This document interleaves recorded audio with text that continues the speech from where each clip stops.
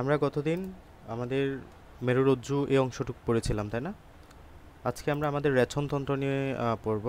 এরপরের অংশ রেচনতন্ত্র পার্ট 11 এবং 12। দেখো, তাহলে রেচনতন্ত্র রেচন মানে হলো আমাদের দেহের জন্য যে বর্জ্য পদার্থগুলো তৈরি হয়, মানে যেগুলো আমাদের জন্য ক্ষতিকর, অপ্রয়োজনীয়, এই পদার্থগুলো বেরিয়ে যাওয়ার জন্য যে প্রসেস, এটাকে আমরা রেচন বলি। এবং রেচনের সাথে সম্পর্কিত যে অঙ্গগুলো আছে সবগুলোকে একসাথে আমরা রেচনতন্ত্র বলি। দেখো, এখানে আমাদের একটা চিত্র দেওয়া আছে। এখানে কি দেখতে পাচ্ছ? এটা হচ্ছে শিমের বিচির মতো না, এটা হচ্ছে বৃক্ষ বা কিডনি বলা হয়। বৃক্ষ বা কিডনি, বাংলায় বলা হচ্ছে বৃক্ষ, ইংরেজিতে বলা হয় কি কিডনি। এরপরে হচ্ছে এখানে বৃক্ষের মধ্যে যেটা ঢুকেছে সেটা হলো বৃক্ষীয় ধমনী। বৃক্ষের বা কিডনির মধ্যে যেটা ঢুকেছে, যে শিরাটা, যে ধমনীটা ঢুকেছে, এটাকে বলা হচ্ছে বৃক্ষীয় ধমনী বা রেনাল আর্টারি বলা হয়। ঠিক আছে? আর এখান থেকে যেটা বের হয়ে গেছে এটা হলো বৃক্ষীয় শিরা। তাহলে যেটা ঢুকেছে এটাকে বলে, এখানে যদি ভালো মতো করে দেখা যাচ্ছে না, তোমরা অত ভালো বুঝবা না হয়তো, বাট যেটা ঢুকেছে এটা হলো বৃক্ষীয় ধমনী, আর যেটা বেরিয়ে গেছে এটার নাম হলো বৃক্ষীয় শিরা। ওকে, এরপরে খেয়াল করো, আমাদের ফুল বডি থেকে এই যে বৃক্ষের মধ্যে তোমার রক্তগুলো আসবে, সারা দেহ থেকে বৃক্ষের মধ্যে বৃক্ষীয় ধমনীর মাধ্যমে রক্তগুলো আসবে, বুঝছো? রক্তগুলো এসে রক্তের মধ্যে যে বর্জ্য পদার্থগুলো আছে, যে পদার্থগুলো আমাদের জন্য প্রয়োজনীয় না, সেই পদার্থগুলো এই জায়গায় ছাঁকনি যন্ত্রের মাধ্যমে, আমাদের বৃক্কের কিছু নেফ্রন আছে, হ্যাঁ, বৃক্কের গাঠনিক এবং কার্যকরী এককের নাম হলো নেফ্রন। বুঝতে পারছো? বৃক্কের গাঠনিক এবং কার্যকরী এককের নাম কি? নেফ্রন। তো এই যে নেফ্রনের কাজ হলো আমাদের এই যে রক্তটাকে ছাকন করা, হ্যাঁ, মানে ছাকিয়ে দেয়া, আমাদের রক্তে যে বর্জ্য পদার্থগুলো আছে এগুলাকে একপাশ করা, আর পিওর রক্তটাকে আলাদা করে দেয়া। পিওর রক্তটা বেরিয়ে যাবে এবং আমাদের এখানে রক্তের মধ্যে যে বর্জ্য পদার্থগুলো আছে, এই বর্জ্য পদার্থগুলো এখানে ইউরেটার, একটা নালী দেখতে পাচ্ছ না, ইউরেটার, এই ইউরেটারের মাধ্যমে মূত্রথলিতে মূত্র হিসেবে জমা হবে, প্রস্রাব হিসেবে জমা হবে। বুঝতে পারছো? তাহলে এখানে আমাদের বৃক্ষের মধ্যে আগে রক্তগুলো আসবে, রক্তগুলো এসে এখানে তোমার যে বর্জ্য পদার্থ, এই বর্জ্য পদার্থগুলো আমাদের নেফ্রনের যে গ্লুমেরুলাস, এখানে তোমাদের অত বিস্তারিত নাই যদিও, নেফ্রনের মাধ্যমে ছাকন প্রক্রিয়ায় এগুলো আমাদের বর্জ্য পদার্থগুলো আলাদা হবে। দেন ওই বর্জ্য পদার্থগুলো আমাদের এই ইউরেটারের মাধ্যমে মূত্রথলিতে এসে জমা হবে। ওকে, এরপরে মূত্রথলিতে যখন একটা নির্দিষ্ট পরিমাণের মূত্র জমা হয় তখন আমাদের মূত্র ত্যাগের ইচ্ছা জাগে, তখন আমাদের এই মূত্র নালী দিয়ে মূত্রটা বাইরে বেরিয়ে যায়। এটাই হলো রেচন। এবং এখানে অনেকগুলো অঙ্গ দেখতে পাচ্ছ না, এখানে মূত্রথলি আছে যেটাকে আমরা বলবো ইউরিনারি ব্লাডার, এখানে মূত্রনালী আছে বা ইউরেথ্রা, এরপর এটা হচ্ছে ইউরেটর। ওকে, এটা কি ইউরেটর, এটা হচ্ছে বৃক্ষ বা কিডনি। এই সবগুলাকে একসাথে আমরা বলবো রেচনতন্ত্র। এই সবগুলাকে একসাথে আমরা কি বলবো? রেচনতন্ত্র। তাহলে রেচন মানে কি বুঝছো? রেচন মানে হলো যে পদার্থগুলো আমাদের জন্য প্রয়োজনীয় না। মনে করো তুমি খাবার খাচ্ছ, হ্যাঁ, তুমি ভাত খাচ্ছ, ওই ভাতটা তোমার দেহে গ্লুকোজে রূপান্তরিত হবে। কিসে পরিণত হবে? গ্লুকোজে রূপান্তরিত হবে। তুমি মাছ মাংস খাচ্ছ, ওই মাছ মাংসটা তোমার দেহে গিয়ে অ্যামিনো অ্যাসিডে পরিণত হবে। এই অ্যামিনো অ্যাসিড গ্লুকোজ আলটিমেটলি কোথায় যাবে?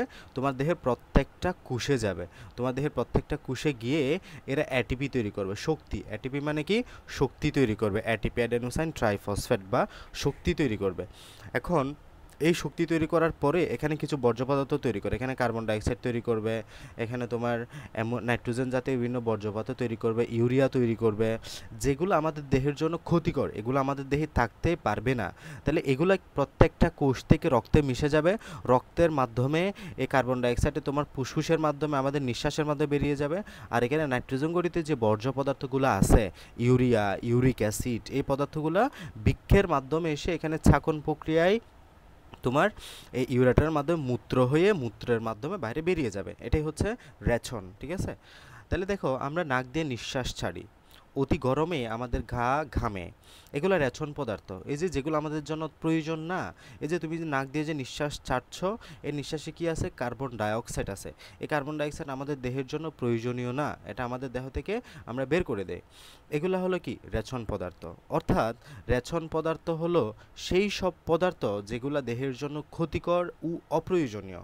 তাহলে রেচন পদার্থ হলো ওই সকল পদার্থ, যেই সকল পদার্থ আমাদের দেহের জন্য ক্ষতিকর এবং একই সাথে অপ্রয়োজনীয়। আমাদের দেহের জন্য এগুলো প্রয়োজন না। রেচন বলতে দেহের বর্জ্য পদার্থ নিষ্কাশন ব্যবস্থাকে বোঝায়, ঠিক আছে? আমাদের দেহের জন্য যে বর্জ্য পদার্থগুলো আছে এগুলো বের হয়ে যাওয়ার প্রসেস, এটাকে আমরা রেচন পদার্থ বলবো। বিপাকের ফলে পানি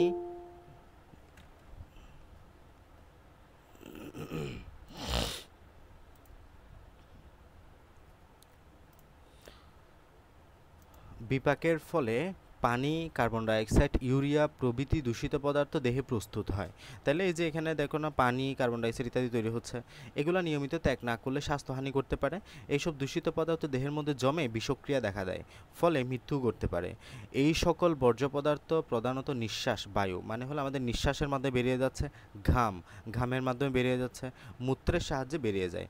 ফুসফুস, চর্ম, বৃক্ষ। ফুসফুস মানে তো জানো লাং, আর চর্ম মানে হলো চামড়া মানে স্কিন, আর বৃক্ষ মানে হলো কিডনি। এই তিনটা রেচন অঙ্গ। এদের মধ্যে প্রধান রেচন অঙ্গ হলো যে কিডনি, বুঝতে পারছো? তাহলে আমাদের দেহের রেচন অঙ্গ টোটাল কয়টা বিষয়ের কথা বলা হয়েছে? তিনটা। একটা হচ্ছে ফুসফুস বা লাং, যেটার মাধ্যমে আমরা কার্বন ডাইঅক্সাইডটা বের করে দিই নিঃশ্বাসের মাধ্যমে।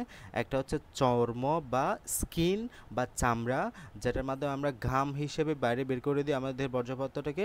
একটা হচ্ছে বৃক্ষ বা কিডনি, যেটার মাধ্যমে আমরা নাইট্রোজেন গঠিত বর্জ্য পদার্থকে বাইরে বের করে দিই। এই যে কার্বন ডাইঅক্সাইড ফুসফুসের মাধ্যমে, লবণ জাতীয় ক্ষতিকর পদার্থটা চর্মের মাধ্যমে মানে চামড়ার মাধ্যমে, আর বৃক্ষের মাধ্যমে দেহের নাইট্রোজেনযুক্ত তরল দূষিত পদার্থ পরিত্যক্ত হয়। তাহলে আমাদের দেহের যে নাইট্রোজেনযুক্ত তরল পদার্থগুলো আছে যেগুলো আমাদের জন্য ক্ষতিকর, যেমন ইউরিয়া, এই ইউরিয়া আমাদের দেহের জন্য ক্ষতিকর। যেমন ইউরিক অ্যাসিড, এই ইউরিক অ্যাসিড কিন্তু খুবই ভয়াবহ। ইউরিক অ্যাসিড আমাদের দেহের জন্য খুবই ক্ষতিকর আমাদের দেহের। তারপর হচ্ছে তোমার ক্রিয়েটিনিন, এই ক্রিয়েটিনিনও কিন্তু আমাদের দেহের জন্য ক্ষতিকর। হ্যাঁ, কারো যদি কিডনিতে সমস্যা হয় তাকে ক্রিয়েটিনিন টেস্ট দেওয়া হয়। এই ক্রিয়েটিনিন টেস্ট মানে হলো ডায়াগনস্টিক ইন্ডেক্স অফ কিডনি। কারো দেহে, কারো রক্তে যদি ক্রিয়েটিনিন বেড়ে যায় তাহলে বুঝতে হবে তার কিডনি ঠিকঠাকভাবে কাজ করতে পারতেছে না, কিডনির মাধ্যমে বর্জ্য পদার্থগুলো ঠিকঠাকভাবে ছাকন প্রক্রিয়ায় এখানে তোমার এগুলা ফিল্টার করতে পারতেছে না, যার ফলে ক্রিয়েটিনিনটা রক্তে বেড়ে যাচ্ছে। ক্রিয়েটিনিন যদি কারো রক্তে বেড়ে যায় বুঝতে হবে তার কিডনিতে কোনো সমস্যা হয়েছে। হ্যাঁ, এই জন্য কারো কিডনিতে সমস্যা হলে ক্রিয়েটিনিন টেস্ট দেওয়া হয়, এবং ক্রিয়েটিনিন টেস্টটাই হচ্ছে মেইন টেস্ট কিডনির পরীক্ষার জন্য। তাহলে বৃক্ষের মাধ্যমে দেহের নাইট্রোজেনযুক্ত, এই নাইট্রোজেনযুক্ত বর্জ্যপদার্থ হলো এগুলা ইউরিয়া, ইউরিক অ্যাসিড, ক্রিয়েটিনিন, এই বর্জ্যপদার্থগুলো বাইরে বের হয়ে যায়, মানে দূষিত পদার্থ পরিত্যক্ত হয়। মূত্রের মাধ্যমে দেহের শতকরা 80% নাইট্রোজেন গঠিত বর্জ্যপদার্থ পরিত্যক্ত হয়, যাই তাহলে আমাদের প্রস্রাবের মাধ্যমে এগুলো বাইরে বের হয়। তাই বৃক্ষই প্রধানত রেচনাঙ্গ হিসেবে বিবেচিত হয়। তাহলে আমাদের দেহের প্রধান রেচনাঙ্গের নাম কি? বৃক্ষ বা কিডনি। তাহলে যদি জিজ্ঞেস করা হয় প্রধান রেচনাঙ্গের নাম কি, সেটা হবে বৃক্ষ বা কিডনি। যে তন্ত্র রেচন কার্যে সাহায্য করে তাকে রেচনতন্ত্র বলা হয়। তাহলে এখানে যে তন্ত্রটা রেচন কার্যে সাহায্য করছে, যে তন্ত্র রেচন কার্যে সাহায্য করছে তাকে আমরা বলবো রেচনতন্ত্র। তাহলে রেচন কাকে বলে? রেচন হলো এই যে বর্জ্য পদার্থগুলোর বাইরে বের হয়ে যাওয়ার যে প্রসেস, যে প্রক্রিয়া, এটাকে রেচন বলবা। আর যে তন্ত্র, এখানে অনেকগুলো অঙ্গ না, যে কিডনি কাজ করতেছে, ইউরেটার কাজ করতেছে, মূত্রথলি কাজ করতেছে, মূত্রনালী কাজ করতেছে, এই সবগুলা মিলে হলো রেচন তন্ত্র। বুঝতে পারছো? তাহলে রেচন হলো ওই প্রসেস যে প্রসেসের মাধ্যমে আমাদের দেহের বর্জ্য পদার্থগুলা বাইরে বের হয়ে যায়, যেগুলো আমাদের দেহের জন্য ক্ষতিকর। ঠিক আছে? তাহলে এতটুকু জানলে চলবে এখান থেকে। তাহলে দেখো, অল্প পরিমাণ কার্বন ডাইঅক্সাইড দেহের জন্য ক্ষতিকর নয়, কিন্তু বেশি পরিমাণে কার্বন ডাইঅক্সাইড বিষাক্ত এবং দেহের জন্য অত্যন্ত ক্ষতিকর। শ্বসন ক্রিয়ার সময় আমাদের দেহের দেহকোষ বর্জ্য হিসেবে এই গ্যাস তৈরি করে। তাহলে শ্বসন হলো একটা প্রসেস, যে প্রসেসে আমাদের কার্বন ডাইঅক্সাইড তৈরি হয় এবং এটিপি তৈরি হয়। ঠিক আছে? কোষ থেকে কার্বন ডাইঅক্সাইড আমাদের বহন করে ফুসফুসে নিয়ে যায়। তাহলে আমাদের দেহে দেখো এখানে কোষের মধ্যে শ্বসন প্রক্রিয়ার মাধ্যমে কার্বন ডাইঅক্সাইডটা তৈরি হলো। এই কার্বন ডাইঅক্সাইডটা রক্তে মিশে যাবে, এগুলো ব্লাডে মিশে যাবে, ব্লাড থেকে চলে যাবে কোথায়? ফুসফুসে বা লাঙে চলে যাবে, লাঙে চলে যাবে। এখন ফুসফুস থেকে নিঃশ্বাসের মাধ্যমে বাইরে বেরিয়ে যায়। নিঃশ্বাসের বায়ুতে শতকরা 4 ভাগ কার্বন ডাইঅক্সাইড থাকে। তাহলে তুমি যে নিঃশ্বাস ফেলতেছো এখানে শতকরা 4%, 4 ভাগ তোমার কার্বন ডাইঅক্সাইড আছে অন্যান্য গ্যাসের সাথে। নিঃশ্বাসের বায়ুতে কার্বন ডাইঅক্সাইডের সাথে জলীয় বাষ্পও থাকে। ওকে, এরপর আসো ঘর্ম বা ঘাম, যেটাকে আমরা ঘাম বলি। তো মানবদেহের বহিরাবরণ হলো চর্ম বা ত্বক, মানে আমাদের দেহটাকে যেটা আবরণ করে আছে। ঠিক আছে? আমাদের দেহটাকে যেটা আবরণ করে আছে এটা কি? স্কিন। এটাকে আমরা কি বলি? স্কিন বা ত্বক। ঠিক আছে? স্কিন বা ত্বক বা চামড়া, আমরা যেটাকে বলি চামড়া। হ্যাঁ, এটা মনে রেখো, আমাদের দেহের সবচেয়ে বড় অঙ্গ এই ক্ষেত্রে চামড়া বা ঘাম, আমরা এটাকে তোমার ত্বক বলি। ত্বকে অসংখ্য ক্ষুদ্র ক্ষুদ্র ছিদ্র থাকে, এগুলাকে লোমকূপ বলা হয়। তাহলে ত্বকের মধ্যে মানে চামড়ার মধ্যে, স্কিনের মধ্যে ছোট ছোট কিছু ছিদ্র পাওয়া যায়, এগুলোর নাম হলো লোমকূপ।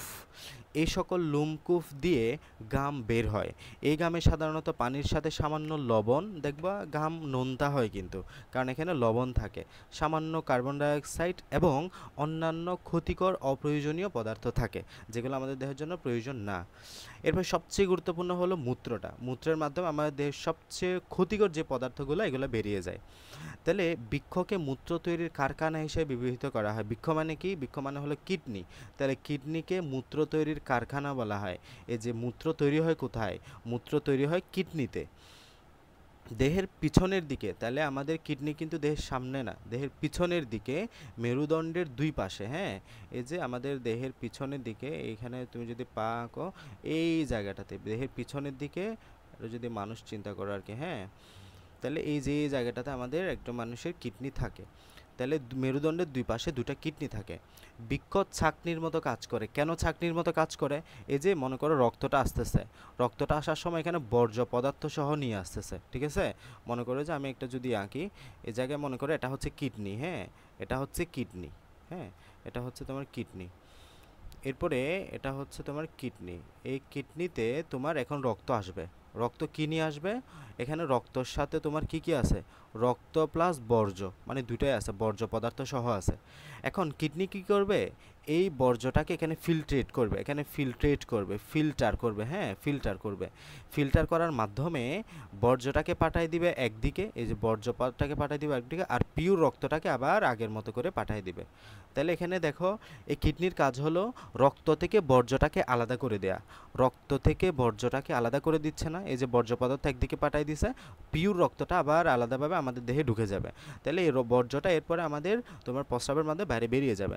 তাহলে এই রক্ত থেকে বর্জ্য পদার্থটাকে আলাদা করতেছে না কিডনি, এই জন্য এটাকে আমরা ফিল্ট্রেট করা বলি, ঠিক আছে? ফিল্ট্রেট করা। তাহলে এই যে এটা ছাঁকনির মতো কাজ করে, মানে ফিল্টারের মতো কাজ করতেছে। যকৃৎ আমাদের দেহের অতিরিক্ত অ্যামিনো অ্যাসিডকে ভেঙে ইউরিয়া, ইউরিক অ্যাসিড, অ্যামোনিয়া, অন্যান্য নাইট্রোজেনযুক্ত বর্জ্য পদার্থ তৈরি করে। দেখো, যকৃৎ মানে হলো লিভার। যকৃৎ মানে কি? লিভার বা কলিজা। এই লিভার বা কলিজার মধ্যে আমাদের যে অ্যামিনো অ্যাসিড তৈরি হয়, এই অ্যামিনো অ্যাসিডটাকে ভেঙে সে ইউরিয়া, ইউরিক অ্যাসিড, অ্যামোনিয়া ইত্যাদি বর্জ্য পদার্থ তৈরি করে। তাহলে এই যে বর্জ্য পদার্থগুলো তৈরি হয় কোথায়? বর্জ্য পদার্থগুলো তৈরি হয় লিভারে, মনে রেখো। এই বর্জ্য পদার্থগুলা তৈরি হচ্ছে কিন্তু লিভারে, আর ছাকন প্রক্রিয়ায় আলাদা হচ্ছে কিন্তু কিডনিতে বা বৃক্ষতে, বুঝতে পারছো? তাহলে বর্জ্য পদার্থগুলো তৈরি হচ্ছে কিন্তু লিভারে। ইউরিয়া, ইউরিক অ্যাসিড, অ্যামোনিয়া ইত্যাদি নাইট্রোজেনযুক্ত বর্জ্য পদার্থ তৈরি করে। এগুলা দেহের জন্য ক্ষতিকর। বৃক্ষ রক্ত থেকে ক্ষতিকর পদার্থটা ছেঁকে নেয়। এই ক্ষতিকর পদার্থসমূহ পানির সাথে হালকা হলুদ বর্ণের মূত্র তৈরি করে এবং ইউরেটারের মাধ্যমে মূত্রথলিতে জমা করে। নির্দিষ্ট সময় পর মূত্রের ব্যাগ অনুভূত হয়। আমাদের মধ্যে যখন অন এভারেজ 200 থেকে 250 ml পর্যন্ত মূত্র জমা হয়, তখন মূত্র থেকে ইচ্ছা জাগে। তখন মলদ্বারের মতো মূত্রথলির ধারেও সংকোচন এবং প্রসারণ পেশি থাকে। একে মূত্রপথ বলা হয়। মানে হলো, এখানে চিত্রটা ভালো মতো করে খেয়াল করো। এটা হচ্ছে আমাদের একটা সিস্টেম, হ্যাঁ, ইউরিনারি সিস্টেম আমরা যেটাকে বলি, বা যেটাকে আমরা বলি কি তোমার রেচনতন্ত্র, হ্যাঁ। তাহলে এটা হচ্ছে কিডনি। এই কিডনির মাধ্যমে রক্তটা যাবে, রক্তটা ফিল্ট্রেট হবে, ফিল্ট্রেট হয়ে পিওর রক্তটা আবার বেরিয়ে যাবে। বর্জ্য পদার্থটা ইউরেটারের মাধ্যমে কোথায় এসে জমা হবে? মূত্রথলিতে এসে জমা হবে। মূত্রথলিতে এসে মূত্রটা অনেকক্ষণ জমা থাকবে। দেন যখন আমাদের এই যে এই মূত্রটা তোমার এখানে মূত্র থেকে ইচ্ছা জাগবে, একটা নির্দিষ্ট পরিমাণে লেভেল আছে, হ্যাঁ, 200 থেকে 250, এখানে বিভিন্ন ভলিউম আছে। মনে করো যে আমাদের দেহের অ্যানাটমিক্যাল ভলিউম হচ্ছে যে 700 ml, মানে তোমার ফিজিওলজিক্যাল লিমিট, এটাকে বলা হয় 700 ml। 700 ml পর্যন্ত এখানে আমাদের এটা ধারণ করতে পারবে, হ্যাঁ, 700 মিলিলিটার পর্যন্ত আয়তন ধারণ করতে পারবে। এবং অ্যানাটমিক্যাল লিমিট হচ্ছে 1 লিটার। 1 লিটারের বেশি হলে এই মূত্রথলিটা ফেটে যাবে, হ্যাঁ, এই জন্য প্রস্রাব জমা করতে নাই। তাহলে কি করতে হবে? আমাদের এখানে মূত্রথলিতে এসে মূত্রটা জমা থাকবে। যখন আমাদের মূত্র থেকে ইচ্ছা জাগবে, তখন আমাদের মূত্রথলির পথে মূত্রটা বেরিয়ে যাবে, হ্যাঁ, এটা হচ্ছে মূত্রনালী। মূত্রনালীর মধ্যে মূত্রটা বেরিয়ে যাবে এবং মূত্রনালীতে কিন্তু বিভিন্ন স্পিংটার থাকে। এই কথাটা এখানে বলা হয়েছে। এখানে কি থাকে? স্পিংটার। এই যে এখানে একটি স্পিংটার থাকবে, এখানে একটি স্পিংটার থাকবে। এই স্পিংটারের কাজ হলো আমাদের দেহের যে মূত্রটা, এখানে মূত্রথলি থেকে যে মূত্রটা বেরিয়ে যাচ্ছে, এই মূত্র ত্যাগটা নিয়ন্ত্রণ করা। এই মূত্র ত্যাগটা নিয়ন্ত্রণ করা, যে দেখো এই মূত্রথলির এই স্পিংটারের এই স্পিংটারের নিয়ন্ত্রণ যদি আমাদের না থাকতো, তাহলে কিন্তু অনেক সমস্যা হয়ে যেত। কারণ আমাদের অগোচরে আমরা মূত্র ত্যাগ করে ফেলতাম, প্রস্রাব করে ফেলতাম। তাহলে দেখো না, বিশেষ করে একদম যারা ছোট শিশু, একদম যারা ছোট বাচ্চা, তাদের ক্ষেত্রে কিন্তু এই যে মূত্রথলির যে মূত্রনালী যে স্পিংটার, এই স্পিংটারের যে নিয়ন্ত্রণ করার ক্যাপাবিলিটি, এই ক্যাপাবিলিটি কিন্তু তাদের মধ্যে থাকে না, মানে গ্রো করতে আর একটু সময় লাগে। একদম 5-6 বছরের পরে এটা আস্তে আস্তে তোমার ডেভেলপ করে। আবার যখন একদম বৃদ্ধ অবস্থায় একটা মানুষ যখন অত্যন্ত বৃদ্ধ হয়ে যায়, তখনই কিন্তু স্পিংটারের মধ্যে যে নিয়ন্ত্রণ করে, এটা ব্রেনের সাথে রিলেটেড যদিও, এটা আমাদের এখানে কিছু নার্ভ থাকে, এছাড়া কিছু স্নায়ু থাকে, স্নায়ুগুলো অবশ হওয়ার কারণে বা যে কোনো কারণে এখানে যদি স্পিংটারগুলো ঠিকঠাকভাবে কাজ করতে না পারে, তাহলে আমাদের অজান্তেই মূত্রত্যাগ হয়ে যায়। মানে এখানে মূত্র আসতেছে, এখানে আবার বেরিয়ে যাচ্ছে, তাহলে এভাবে হবে না। একটা নির্দিষ্ট পরিমাণ যখন হবে, তখন যখন আমাদের মূত্রত্যাগের ইচ্ছা জাগবে, তখন আমাদের এই ক্ষেত্রে মূত্রত্যাগ ইয়ে হবে। তাহলে এই জন্য আল্লাহ তাআলা এখানে আমাদেরকে কী দিয়েছেন, বিভিন্ন স্পিংটার দিয়েছেন। স্পিংটারের মাধ্যমে আমরা এখানে নিয়ন্ত্রণ করতে পারি আমরা কখন মূত্রত্যাগ করব, কখন মূত্রত্যাগ করব না সেটা। এটা এখানে বলা হয়েছে, এখানে বিভিন্ন স্পিংটার মানে হলো পেশি আর কি, হ্যাঁ, সংকুচন প্রসারণ পেশি, সংকুচন প্রসারণ পেশি এই মূত্রথলির ধারে। একে মূত্রপথ বলা হয়। প্রয়োজনে পেশি সংকুচন প্রসারণের ফলে দেহ থেকে মূত্র নির্গত হয়। তাহলে এগুলো প্রয়োজনের কারণে আমাদের সংকুচিত প্রসারিত হয়ে আমাদের দেহ থেকে মূত্রটা বাইরে বের করে দেয়। ঠিক আছে, তো এতটুকুই হচ্ছে আমাদের টোটাল পড়া তোমার রেচনতন্ত্র থেকে আর কি। হ্যাঁ, তাহলে রেচনতন্ত্র থেকে আমরা টোটাল কী কী পড়লাম? রেচনতন্ত্র থেকে আমরা শুরুতেই পড়লাম রেচন বিষয়টা কি। রেচন হলো একটা প্রসেস, যে প্রসেসের মাধ্যমে আমাদের এখান থেকে বর্জ্য পদার্থটা বাইরে বের হয়ে যায়, আমাদের দেহের জন্য অপ্রয়োজনীয় এবং ক্ষতিকর বর্জ্য পদার্থ দেহের বাইরে বেরিয়ে যায়, তাকে আমরা রেচন বলি। এবং রেচনের সাথে যে অঙ্গগুলো জড়িয়ে আছে, এগুলাকে আমরা একসাথে বলি রেচনতন্ত্র।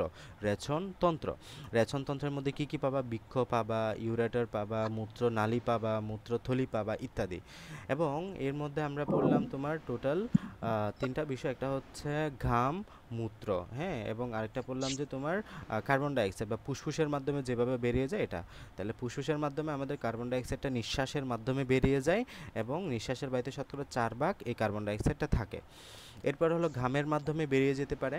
ঘাম আমাদের এই ক্ষেত্রে লোমকূপ থাকে, লোমকূপের মাধ্যমে সামান্য পরিমাণে লবণ, কার্বন ডাইঅক্সাইড, অন্য ক্ষতিকর পদার্থ বেরিয়ে যায়। সবচেয়ে গুরুত্বপূর্ণ হচ্ছে মূত্রটা। মূত্রটা আমাদের দেহের বৃক্ষে যায়, এবং বৃক্ষকে মূত্র তৈরির কারখানা বলা হয়, মানে কিডনি। কিডনিকে কি বলা হয়? মূত্র তৈরির কারখানা। এবং আমাদের কিডনি থাকে টোটাল 2টা একজন স্বাভাবিক মানুষের, এবং বৃক্ক হলো ছাঁকুনির মতো কাজ করে।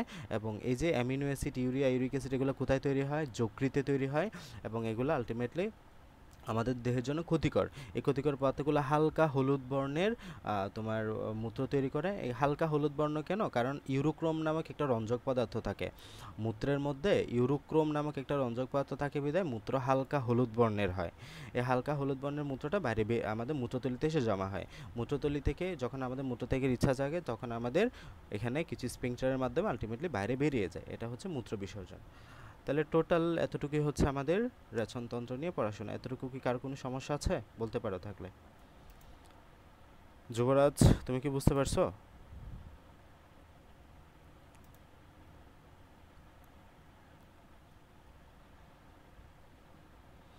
যুবরাজ, মাইক্রোফোন অন করে কথা বলো।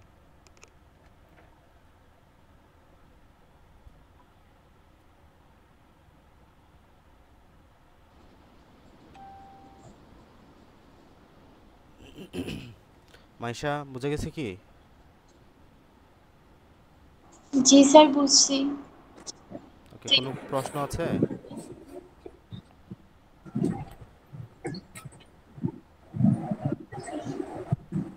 ওকে,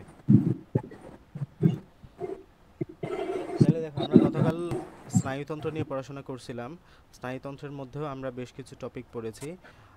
উদ্ভিদের সমন্বয়ের জন্য তোমরা এই হরমোনগুলার এবং এই হরমোনগুলার নাম এবং কাজগুলো ভালো মতো করে পড়লেই হবে। আমরা গতকাল দেখিয়ে দিয়েছিলাম একবার হরমোনগুলার নাম এবং কাজ, জাস্ট পড়ে যাবা। এরপর স্নায়ুতন্ত্রের মধ্যে আমরা শুরুতে পড়েছি নিউরন নিয়ে। নিউরনের হচ্ছে টোটাল দুইটা অংশ, একটা হচ্ছে কোষদেহ এবং প্রলম্বিত অংশ। কোষদেহের মধ্যে আমরা কী কী পেয়েছি? এখানে নিউক্লিয়াস পেয়েছি এবং সাইটোপ্লাজম পেয়েছি। এরপরে কোষদেহ থেকে প্রলম্বিত অংশ হচ্ছে দুইটা, একটা হচ্ছে ছোটো ছোটো প্রলম্বিত অংশ, একটা হচ্ছে বড় প্রলম্বিত অংশ। ছোটো ছোটো প্রলম্বিত অংশকে বলা হচ্ছে ডেনড্রন, বড় প্রলম্বিত অংশগুলোকে বলা হচ্ছে এক্সন, ঠিক আছে? এরপরে প্রলম্বিত অংশের মধ্যে তাহলে দুইটা, একটা হচ্ছে এক্সন, একটা হচ্ছে ডেনড্রন। এবং এক্সন হচ্ছে মূলত একটা থাকে, ডেনড্রন হচ্ছে অনেকগুলো থাকতে পারে। এছাড়াও এক্সন এবং ডেনড্রাইটের মাঝখানে একটা জোড়াস্থল থাকে, হ্যাঁ। এদের এক্সন এবং ডেনড্রাইট যে স্থানে মিলিত হয় এই অংশটাকে বলা হয় কি সিন্যাপস। এটাকে কি বলা হয়? সিন্যাপস। তো স্নায়ুতন্ত্রকে তিন ভাগে ভাগ করা হয়েছে: কেন্দ্রীয় স্নায়ুতন্ত্র, প্রান্তীয় স্নায়ুতন্ত্র এবং স্বয়ংক্রিয় স্নায়ুতন্ত্র। আমরা এখানে কেন্দ্রীয় স্নায়ুতন্ত্র নিয়ে পড়াশোনা হয়েছে কিছু। কেন্দ্রীয় স্নায়ুতন্ত্রের প্রধান অংশ হচ্ছে তিনটা, একটা হচ্ছে গুরু মস্তিষ্ক, মধ্য মস্তিষ্ক এবং পশ্চাৎ বা লঘু মস্তিষ্ক। গুরু মস্তিষ্ক, মধ্য মস্তিষ্ক, পশ্চাৎ বা লঘু মস্তিষ্ক। গুরু মস্তিষ্ক নিয়ে কিছু কথাবার্তা বলা হয়েছে। মস্তিষ্কের প্রধান অংশ হলো গুরু মস্তিষ্ক বা সেরেব্রাম। এটাতে দুটো অংশ থাকে, ডান এবং বাম খণ্ডে বিভক্ত। প্রতি অংশকে বলা হচ্ছে ডান এবং বাম সেরিব্রাল হেমিস্ফিয়ার। মানব মস্তিষ্ককে সেরেব্রাল হেমিস্ফিয়ার অনেক উন্নতর, হ্যাঁ। তো এই কথাবার্তাগুলো আছে। এবং অগ্র মস্তিষ্কের মধ্যে আমরা যে অগ্র মস্তিষ্ককে মনে রাখবা যে সেরেব্রাম। সেরেব্রাম হচ্ছে তোমার নারকেলের মতো। এখানে বাইরে হচ্ছে হোয়াইট ম্যাটার, ভিতরে হচ্ছে তোমার বাইরে হচ্ছে গ্রে ম্যাটার, হ্যাঁ। বাইরে হচ্ছে ধূসর পদার্থ বা গ্রে ম্যাটার এবং ভিতরে হচ্ছে হোয়াইট ম্যাটার বা শ্বেত পদার্থ, ঠিক আছে? এবং আমাদের এখানে এই হোয়াইট ম্যাটারের সেরেব্রামের কাজ হলো দর্শন, শ্রবণ, ঘ্রাণ, চিন্তা চেতনা ইত্যাদি, ওকে, বুদ্ধি বিবেক ইত্যাদি। আর সেরেব্রামের নিচে থাকে হলো থ্যালামাস, হাইপোথ্যালামাস। থ্যালামাস হাইপোথ্যালামাসের কাজ হলো ক্রোধ, লজ্জা, গরম, শীত ইত্যাদি নিয়ন্ত্রণ করা। এরপর হচ্ছে মধ্য মস্তিষ্ক। মধ্য মস্তিষ্ক হচ্ছে গুরু এবং পঞ্চের মাঝখানে থাকবে এবং এটা হচ্ছে দৃষ্টিশক্তি, শ্রবণ শক্তি ইত্যাদি নিয়ন্ত্রণ করে। দৃষ্টিশক্তি এবং শ্রবণ শক্তি নিয়ন্ত্রণ করে। আর পশ্চাৎ মস্তিষ্ক আমরা পড়লাম। পশ্চাৎ মস্তিষ্কের অংশগুলো খুব গুরুত্বপূর্ণ: সেরেবেলাম, পন্স, মেডুলা অবলঙ্গাটা। পশ্চাৎ মস্তিষ্কের অংশ কি? সেরেবেলাম, পন্স এবং মেডুলা অবলঙ্গাটা, ঠিক আছে?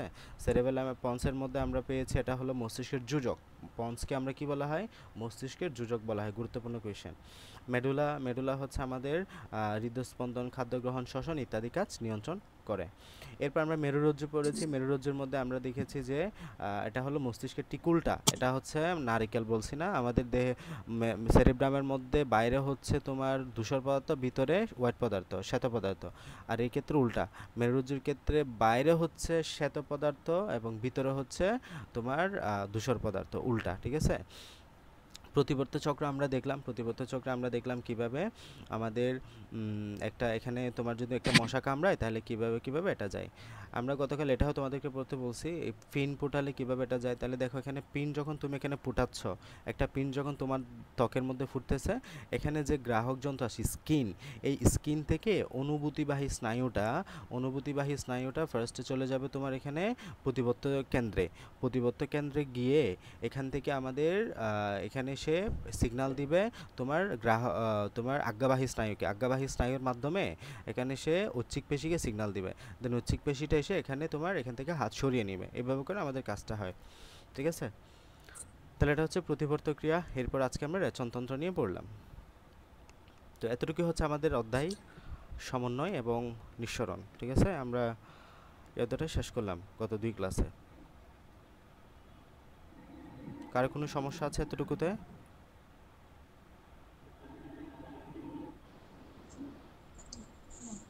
নাই স্যার। ওকে, হ্যাঁ যুবরাজ, তোমার কোনো কোয়েশ্চেন আছে?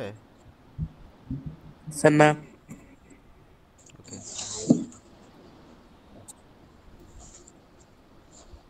আচ্ছা আর একবার তাহলে দেখি। এস এস এটা কে যেন? মাইক্রোফোনটা অন করে কথা বলো একটু, নামটা বলো। তোমাদের নামগুলো এখানে ওই নাম্বার আর হলে সুবিধা, বলো। হ্যালো স্যার, সালাম আলাইকুম। ওয়ালাইকুম আসসালাম। হ্যাঁ তোমার নাম কি যে ভুলে গেছি? আমি তাহিয়া। তাহিয়া, আচ্ছা আচ্ছা তাহিয়া। ওকে তাহিয়া, তুমি কি বুঝতে পারছো সব কিছু? জি স্যার। ওকে, পড়ে নিও, হ্যাঁ ওটা ভালো মতো পড়ে নিও। তো কে এম আবু তালেব, তুমি মাইক্রোফোনটা অন করো এবং নামটা বলো। স্যার ক্যান্ডিল কাজ। ওকে, তুমি কি সব কিছু বুঝতে পারছো?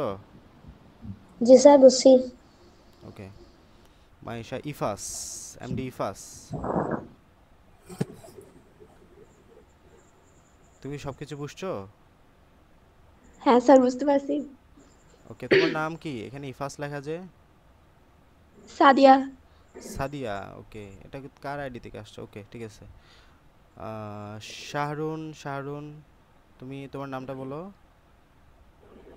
নাজমুল করিম স্যার। ওকে, তুমি কি সবকিছু বুঝছো? জি স্যার। ওকে।